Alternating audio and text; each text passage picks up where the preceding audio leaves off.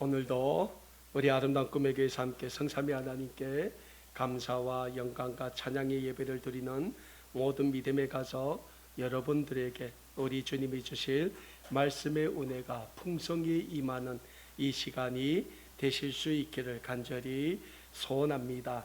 사랑하는 여러분, 우리는 올 한 해 구약성경 여호수아서의 말씀으로 하나님의 약속의 땅을 향하여 라는 신앙의 주제로 우리에게 주시는 하나님의 말씀을 배우고 있습니다. 오늘은 특별히 구약성경 여호수아서의 9번째 시간으로 본문 말씀인 여호수아 8장 18절에서 29절의 말씀을 중심으로 아이성 전투의 승리라는 제목으로 함께 하나님이 주시는 말씀의 은혜를 나누는 시간을 가지기를 소원합니다. 지금 이스라엘 백성은 요단강을 건너 하나님의 약속의 땅인 가나안 땅에서의 첫 정복 전투인 여리고성 전투는 하나님의 역사하심으로 승리로 마쳤지만 가나안 땅에서의 두 번째 정복 전투인 아이성 전투에서는 대패를 당하는 비참한 결과를 맞이하게 됩니다. 우리가 잘 알고 있는 것처럼 이스라엘 민족의 승리로 끝난 가나안에서의 첫 정복 전투인 여리고 성은 난공불락의 요새였던 반면에 이스라엘 민족이 대패를 당하게 된 아이성은 너무나도 보잘것없는 그러한 작은 성이었다는 점에서 이스라엘 민족에게 있어서 아이성 전투의 대패는 뼈아픈 교훈을 남겼습니다. 그래서 이스라엘 민족의 지도자인 여호수아는 이스라엘 민족의 장로들과 함께 온몸에 베옷을 입고 머리에 재를 쓰고 하나님의 언약궤 앞에 머리를 조아리게 됩니다. 그리고 그런 여호수아에게 하나님은 이스라엘 민족이 왜 아이성 전투에서 대패를 당하게 되었는가에 대해서 그 원인을 말씀하십니다. 그렇다면 사랑하는 여러분, 하나님이 여호수아에게 말씀하신 이스라엘 민족이 아이성 전투에서 대패를 당하게 된 그 원인이 어디에 있습니까? 그 원인은 이스라엘 민족이 가나안 땅에서의 첫 정복 전투인 여리고 성을 점령할 당시 하나님이 여리고 성의 모든 금과 은과 동은 하나님의 곳간에 채우라고 하신 말씀을 어기고 유다 지파의 사람 세라의 중손 삽디의 손자 갈미의 아들 아간이라는 사람이 200세겔이 되는 은과 50세겔이 되는 금과 시날산의 아름다운 외투 한 벌을 취하여 자기의 장막 땅 밑에 숨겨둔 것이 하나님 앞에 죄가 돼서 이스라엘 민족이 아이성 전투에서 대패를 당하게 되는 쓰라린 경험을 맞이하게 된 것입니다. 사랑하는 여러분, 어찌 보면 이스라엘 민족이 자신들이 점령한 땅에서 그곳에서 취한 값비싼 물건을 취하는 것이 하나님 앞에서 무슨 큰 범죄가 되겠냐라는 생각을 우리가 해볼지도 모르겠지만 이 아간의 범죄는 하나님이 이미 여리고성 정복 전투에 앞서 이스라엘 민족에게 하신 말씀에 이스라엘 민족이 불순종했기 때문에 그 죄가 정말 하나님 앞에서는 씻을 수 없는 큰 죄가 되는 것입니다. 예를 들면 아간의 죄를 우리가 이렇게 비유해 볼 수 있겠습니다. 좀 다른 차원이지만은 하나님이 우리에게 언젠가는 우리의 고향 땅에 돌아가서 예수 그리스도의 생명의 복음을 전하라는 사명을 주실 겁니다. 그러면 우리는 하나님의 말씀에 순종하여 하나님이 말씀하신 약속의 땅인 우리의 고향 땅으로 돌아가서 예수 그리스도의 생명의 복음을 전해야 합니다. 그런데 하나님이 우리에게 우리의 고향 땅에 돌아가서 예수 그리스도의 생명의 복음을 전하는데, 내가 태어나 살았던 고향이 아닌, 저는 고향이 한경남도 함흥이지 않습니까? 그러나 하나님이 저보고 한경북도 청진에 가서 너가 예수 그리스도의 생명의 복음을 전해라 라고 하면 우리는 어떻게 하겠습니까? 어떻게 할까요? 분명한 사실은 하나님이 나의 고향이 아닌 다른 곳에 가서 예수 그리스도의 생명의 복음을 전해라 하면 우리는 그 하나님의 말씀에 순종을 해야 돼요. 근데 고향에 돌아가니까, 북한에 돌아가니까 내가 잘 아는 곳이 어디입니까? 내가 태어나서 자란 곳, 내가 아는 사람이 많고 나의 부모, 형제, 친척들이 있는 고향 땅이 함흥이 좋지 않겠습니까? 그래서 내가 하나님이 가라는 한경북도 청진에는 가지 않고 한경남도 함흥인 내 고향에 가서 복음을 전한다 합시다. 그러면 이건 하나님의 말씀에 우리가 순종하는 걸까요? 하나님의 말씀에 우리가 불순종하는 걸까요? 성경은 이거는 우리가 하나님의 말씀에 철저하게 불순종하는 죄가 된다는 거예요. 마찬가지입니다. 이스라엘 민족이 여리고 성을 점령했어요. 그래서 하나님이 이스라엘 민족에게 뭐이랍니까? 여리고 성에 모든 생명 있는 것은 다 죽여라. 그리고 이스라엘 민족에게 그 여리고 성에 있는 금과 은과 동으로 되어 있는 모든 것은 다 하나님의 곳간에 갖다 채워라라고 말씀하셨는데, 이스라엘 민족이 여리고 성을 점령을 했어요. 모든 가축과 생명 있는 것은 기생 라합과 그 라합에게 속한 모든 가족, 친척, 죄하고는 다 진멸을 합니다. 근데 그 속에 아간이라는 사람이 막 진멸하다 보니까 어느 곳간에서 시날산의 아름다운 외투 한 벌과, 그리고 한 200세겔 되는 운과 50세겔 되는 금을 발견했어요. 근데 아간이 그거 보니까 이쯤한 거는 내가 취해도 하나님 앞에 무슨 죄가 되겠냐라는 생각으로 그걸 자기가 취했다는 거예요. 근데 찝찝해요. 그래서 자기 장막에 땅 밑에 그거를 묻어둔 거예요. 그러니까 자기가 죄진 거는 아는 거죠. 여러분, 우리는 완전하지 않습니다. 하나님 앞에서 완전한 사람은 아무도 없어요. 그래서 우리는 살다 나면 하나님 앞에 범죄할 때가 있어요. 이 앞에 있는 박 목사도 그렇고 우리 모두는 살다 나면 하나님 앞에 죄를 지을 때가 있어요. 근데 중요한 거는 우리는 하나님 앞에서 죄를 짓는데 그 죄를 우리는 자꾸 숨기려고 해요. 숨기려고 해요. 뭐 요만한 죄야. 그리고 숨기려고 해요. 근데 하나님은 우리에게 뭐라 합니까? 너희가 완전하지 못하기 때문에 죄를 지을 수는 있으되 죄를 지었으면 빨리 그 죄에서 돌이키기를 하나님이 원한다는 거예요. 근데 아간은 어떻게 했습니까? 하나님 앞에서 죄를 진 걸 알았어요. 그러면 빨리 그 죄에서 돌이키고 하나님 앞에 돌아와 해결을 해야 되는데 아간은 마지막까지 뭐 이쯤 하고 그 죄를 숨기고 하나님께 돌이키지 않았다는 거예요. 어찌 보면 이 아간이라는 한 사람의 범죄 때문에 이스라엘 민족 전체에게 하나님이 그 죄를 물으신다는 것은 좀 하나님에게 우리가 바라봤을 때 하나님이 좀 너무했다라는 생각을 가질 수도 있다는 거예요. 그런데 그렇지 않습니다. 우리 아름다운 꿈의 교회도 마찬가지예요. 교회가 뭡니까? 예수 그리스도의 십자가 구원의 은혜를 받은 사람들이 모인 공동체예요. 예수를 안 믿는 사람이 모인 공동체가 아니라 예수님을 믿는 사람들이 모인 공동체가 교회 공동체라는 거예요. 그럼에도 불구하고 우리 아름다운 꿈의 기도 보면 우리 모두의 신앙과 믿음이 다 달라요. 어떤 분들은 믿음과 신앙이 하나님 앞에서 정말 아름답게 굳건하게 서 있는 분도 있겠지만은 그렇지 않은 분들도 있다는 거예요. 만일 우리 아름다운 꿈에게 공동체에서 아간과 같은 사람이 나타났다라면 우리는 어떻게 할까요? 그러면 우리는 그 사람을 정죄하게 바쁠 거예요. 야, 저 나쁜 사람이야. 저 사람 우리 교회 공동체에서 내보내야 될 거야. 이런 말을 많이 할 거예요. 근데 우리는 그렇게 하면 안 된다는 거예요. 그 한 사람의 죄를 우리가 같이 안고 우리 공동체가 하나님 앞에 나아가 돌이켜야 된다는 거예요.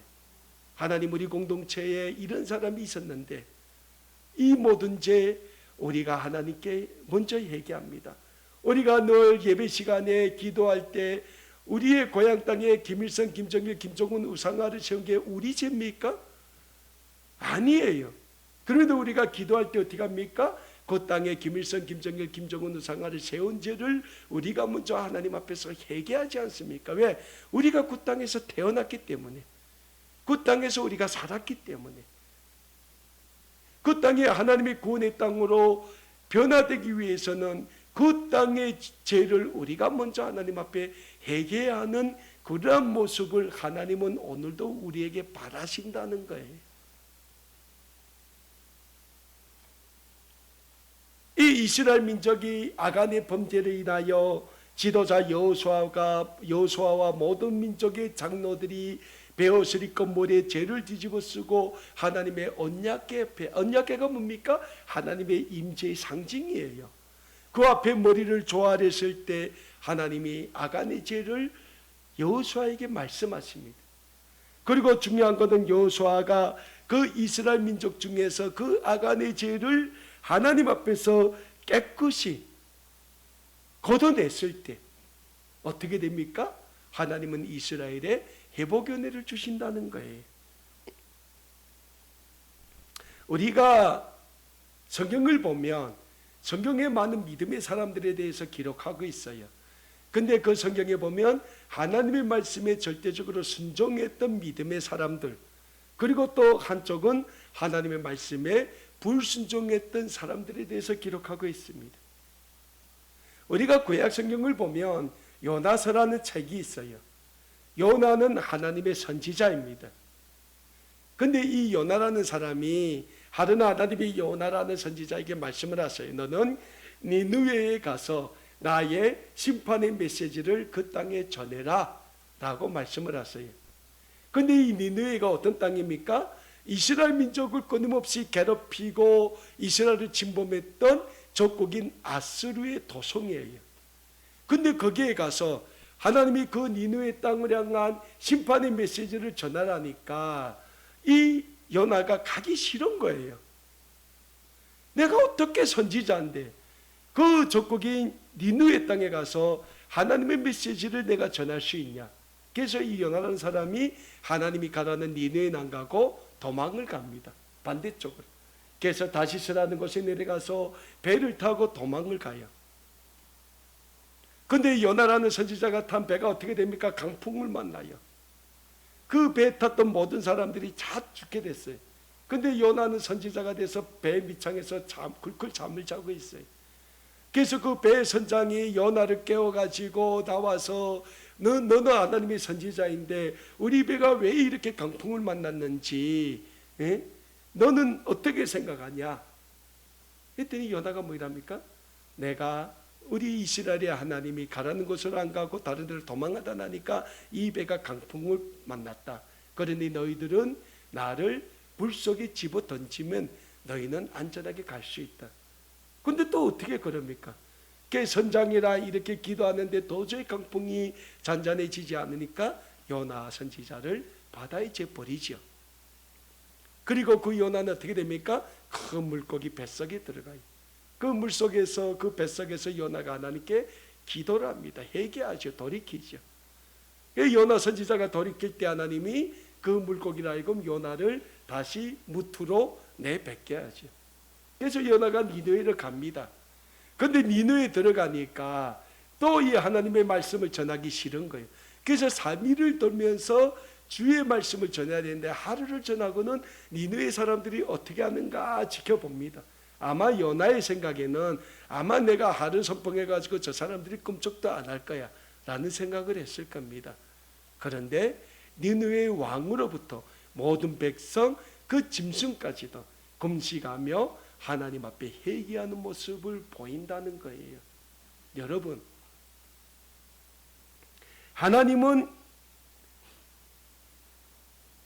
오늘도 우리가 하나님 앞에서 범죄할지라도 우리가 하루속히 하나님께로 돌이키기를 원한다는 거예요. 무엇보다 하나님은 오늘도 하나님의 말씀에 순종하는 순종의 사람들을 필요로 하고 있다는 영적인 진리를 우리는 잊지 말아야 합니다.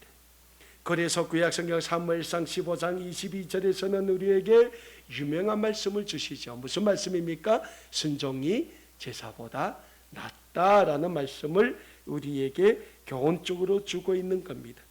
저는 우리 아름다운 꿈에게 모든 믿음의 가족들은 늘 하나님의 말씀에 100% 순종하는 순종의 삶을 살아가시게 되기를 간절히 축원합니다.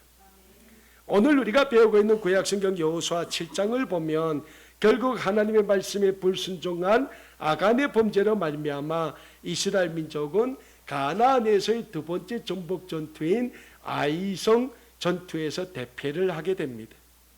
그리고 아이성 전투에서 대패를 한 이스라엘 민족의 지도자 여호수아에게 하나님은 아간의 범죄를 말씀하면서 이스라엘 민족 중에서 아간의 범죄를 깨끗이 드러낼 것을 말씀합니다. 그리고 이스라엘 민족의 지도자 여호수아는 하나님의 말씀대로 하나님 앞에서 범죄한 아간과 그의 자녀들과 그의 모든 가축 모두를 끌어내어 돌로 쳐 죽이고 물건들은 불사르고 그 시체 위에 큰 돌무더기를 쌓음으로 이스라엘 민족 중에서 아간의 범죄를 깨끗하게 제어하게 됩니다. 오늘 우리도 마찬가지입니다. 오늘 우리도 완벽한 존재가 아니기 때문에 하나님 앞에 죄를 범할 수 있습니다. 그러나 죄를 범한 것도 중요하지만 그 죄에서 우리는 빨리 돌이켜야 합니다. 그럴 때 하나님은 우리를 사랑하시는 하나님이시기 때문에 우리의 회개로 말미암아 기뻐하신다는 영적인 진리를 우리는 또한 잊지 말고자 합니다. 그래서 구약성경 스바냐 3장 17절에서는 우리에게 이런 말씀을 주고 있습니다. 나의 하나님 여호와께서 너희 가운데에 계시니 그는 구원을 베푸실 전능자이시라. 그가 너로 말미암아 기쁨을 이기지 못하시며 너를 잠잠히 사랑하시며 너로 말미암아 즐거이 부르며 기뻐하시리라 라고 구약성경 스바냐 3장 17절에서는 우리에게 말씀하고 있는 겁니다. 사랑하는 여러분, 하나님은 어제도 오늘도 내일도 영원히 하나님의 구원의 백성인 우리를 사랑하시고 우리로 말미암아 기쁨을 감추지 못하시고 우리를 통하여 하나님의 위대한 구원의 사역을 이루어 가시기를 기뻐하시는 하나님이심을 우리 모든 믿음의 가족들 다 믿으시기를 간절히 축원합니다. 그리고 오늘 본문 말씀인 여호수아 8장을 보면 이스라엘 민족의 진영 중에서 아간의 범죄를 깨끗이 드러낸 이스라엘 민족에게 하나님은 어떤 구원의 은혜를 베풀어 주십니까? 대패했던 아이성 전투를 다시 진행하게 하시고 대패가 아닌 완벽한 승리를 이스라엘 민족에게 구원의 은혜로 주시게 됩니다. 오늘 본문 말씀이 기록되어 있는 구약성경 여호수아 8장의 말씀을 보면 아간의 범죄에서 돌이킨 이스라엘 민족을 향하여 하나님은 아이성 전투에서 승리할 수 있는 하나님의 전략을 이스라엘 민족의 지도자인 여호수아를 통하여 말씀하십니다. 그러면 사랑하는 여러분, 하나님이 세우신 이스라엘 민족이 아이성 전투에서 승리할 수 있는 전략은 어떤 전략입니까? 첫 번째로 하나님이 세우신 전략은 이스라엘 민족의 군사의 일부가 아닌 군사 전부를 아이성 전투에 참여시키는 겁니다. 이스라엘 민족은 아이성 점령을 위한 첫 번째 전투할 당시 3,000명의 군대만 동원했다가 대패를 당하게 됩니다. 그런데 하나님은 이스라엘 군대 전부를 아이성 전투에 동원하십니다. 두 번째로 하나님의 전략은 이스라엘 군대를 두 부대로 나누어서 그 군사 중에서 3만 명을 뽑아 아이성 전투의 뒤편에 매복을 시키게 합니다. 그리고 한 부대는 아이성 성읍을 향하여 전면으로 돌격하게 합니다. 왜? 그러면 아이성 전투에서 첫 번째 전면으로 돌격했다가 3,000명이 아이성 군사에게 쫓겨서 비탈로 도망가다가 진멸하지 않습니까? 그것처럼 진격을 했다가 도망을 가게 합니다. 그러면 아이성 안에 있던 모든 군사들이 그 도망가는 군사를 쫓아서 진멸하기 위해서 성 밖으로 나올 거 아닙니까? 그때 아이성 뒤편에 매복에 있던 3만 명의 군사가 아이성 성읍으로 들어가서 아이성을 점령하게 하는 전략을 하나님이 세우게 됩니다.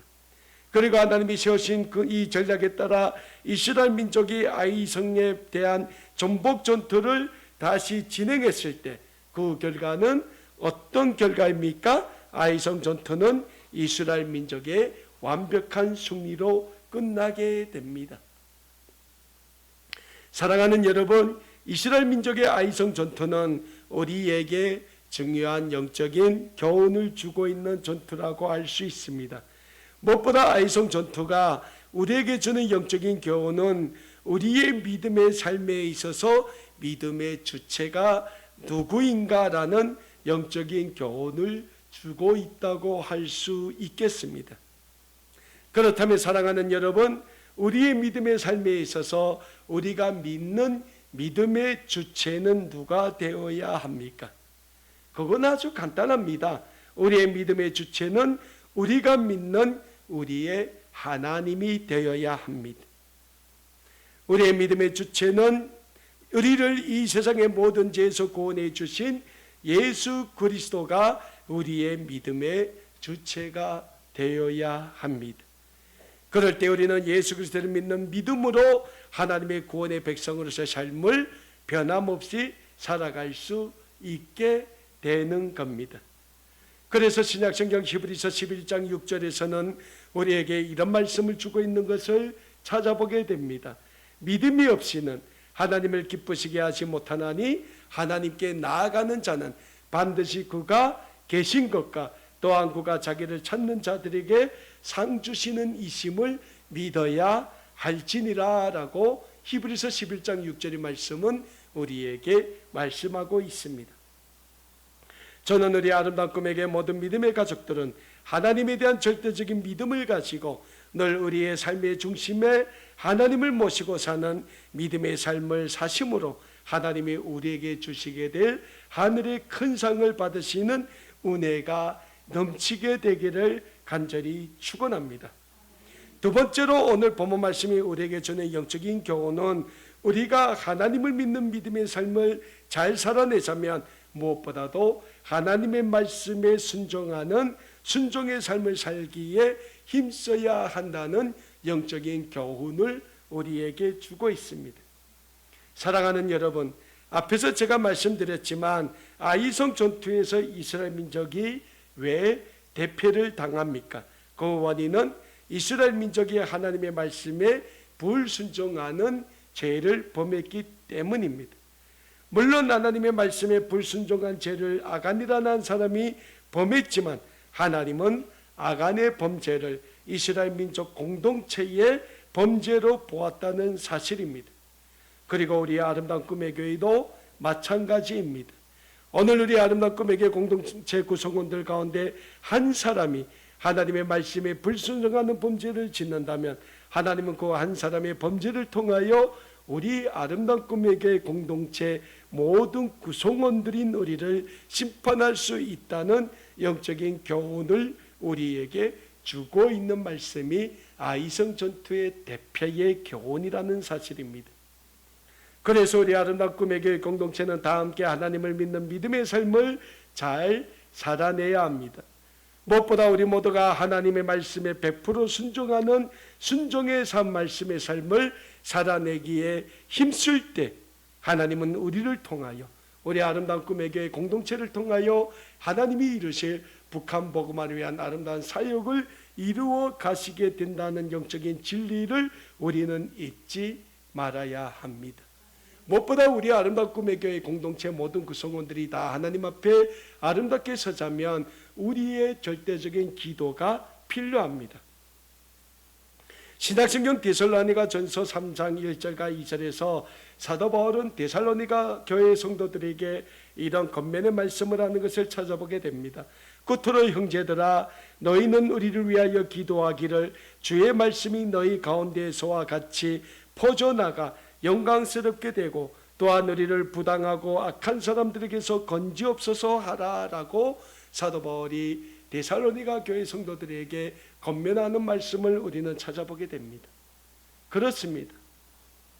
우리는 나뿐 아니라 우리 공동체 구성원 모두를 위해서 기도하는 기도의 사람이 되어야 합니다. 오늘 현대사회에서 교회가 영적인 부흥이 아닌 영적인 후퇴를 하고 있다고 합니다. 왜 그럴까요? 왜 교회가 초대교회처럼 이 세상의 빛과 소금의 역할을 감당하지 못하고 세상의 비난과 세상의 조롱거리가 되고 있을까요? 그 이유는 간단합니다. 우리의 믿음의 주체가 하나님으로부터 우리 자신으로 바꿔가기 때문입니다. 그래서 우리가 하나님 중심의 신본주의적인 삶을 살아야 되는데 우리가 점점 우리 중심의 인본주의적인 삶으로 우리의 삶이 바뀌어가고 있다는 겁니다. 그래서 교회에 와서는 하나님을 찾지만 세상에 나가면 나 자신을 의지하며 살아가고 있기 때문에 하나님이 우리를 통하여 보여주시는 빛과 소금의 삶을 우리가 이 세상에 보여주지 못하고 있다는 영적인 사실입니다. 그래서 우리 아름다운 꿈의 교회는 이 세상에서 아주 작은 공동체에 불과하지만 우리의 믿음의 주여 우리를 온전하게 하시는 예수 그리스도만 바라보며 믿음의 삶을 살기에 힘쓰는 공동체가 되어야 하는 줄을 믿으시길 바랍니다. 그럴 때 하나님은 오늘도 우리의 착한 삶을 통하여 이 세상에 믿지 않는 모든 사람들이 하나님께로 돌아와 하나님께 영광 돌리는 구원의 사역을 이루어 가시게 될 것이니 하나님의 구원의 영광을 위한 귀한 사역에 마음껏 수임받는 우리 아름다운 꿈에게 모든 믿음의 가족 여러분들 다 되실 수 있기를 우리 주 예수 그리스도 이름으로 간절히 축원합니다. 기도하겠습니다.